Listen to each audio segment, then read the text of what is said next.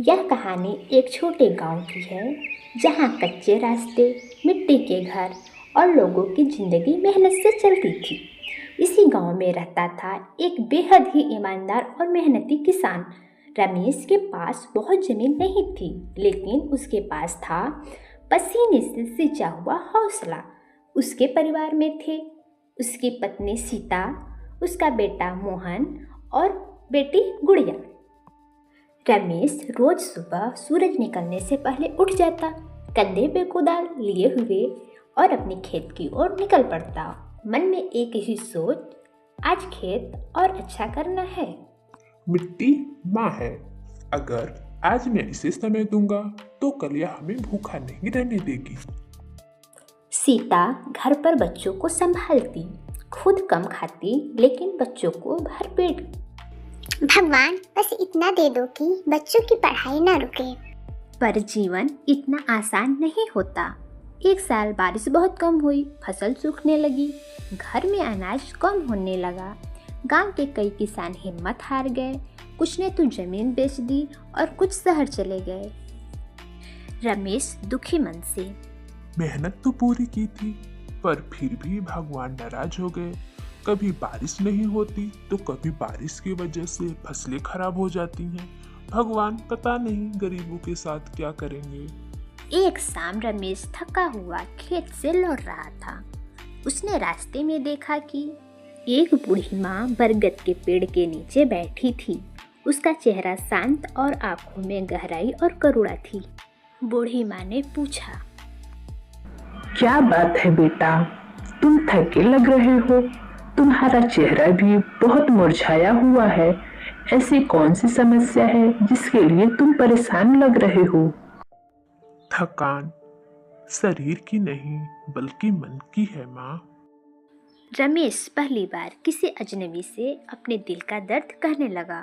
उसने फसल, कर्ज, बच्चों की चिंता और भी जितनी उसके पास समस्याएं थी सब बता दिया। बूढ़ी माँ ने पूछा, क्या तुम रोज मेहनत करती हो?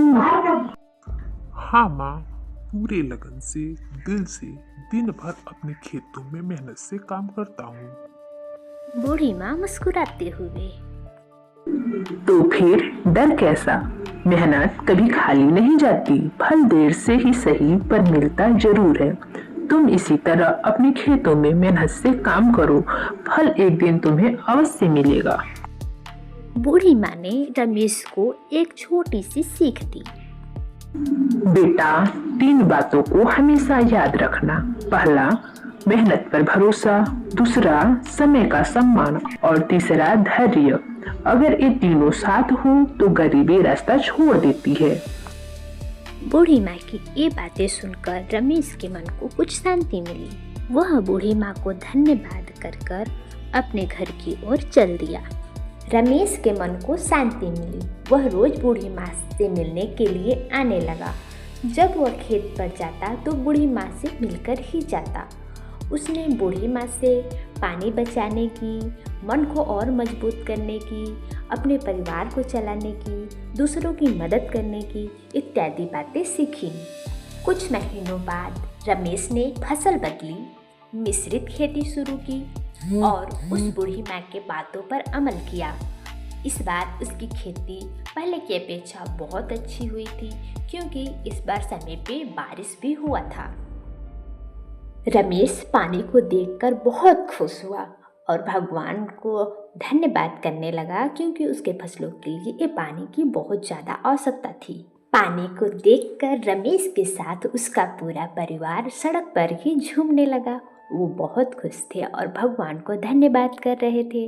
उसकी पत्नी सीता, जो कि भगवान से प्रार्थना कर रही थी कि उसके बच्चे कम से कम पढ़ने जा सके, उसके लिए वो बहुत ज़्यादा ही खुश थी।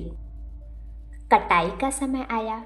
इस बार फसल बहुत अच्छी हुई थी, कर्ज भी उतरा, घर में खुशहाली लौटी। रमेश और उसका परिवार बहुत ज़्यादा खुश था। यह खुशखबरी बताने के लिए रमेश सबसे पहले बूढ़ी माँ को ढूंढने के लिए निकल गया। पर बरगद के पेड़ के नीचे अब कोई नहीं था। सिर्फ वहाँ एक पर्ची मिली। उस पर्ची पर लिखा था, बेटा ऐसे ही लगन और मेहनत के साथ अपना काम करो, अपने खेतों में प्रतिदिन काम करते रहो और दूसरों की मदद भी करना सीखो, क्योंकि दूसरों के मदद से ही अपना मदद होता है। जो दूसरों की मदद करते हैं भगवान उनकी मदद जरूर करते हैं। रमेश दुखी होकर अपने घर की ओर चल दिया और उसी दिन वह ठान लिया कि वह दूसरों की मदद करेगा। रमेश का परिवार बहुत खुश था। उन्होंने जो भी पाया उसके लिए उस बूढ़ी अम्मा और भगवान का धन्यवाद करते हैं और सब साथ मिलकर अपने गांव में हंसते मुस्कुराते हैं। सच कहा गया है, जहां मेहनत और ईमानदारी का मिसाल होता है वहां भगवान खुद रास्ता दिखाने के लिए आ जाते हैं।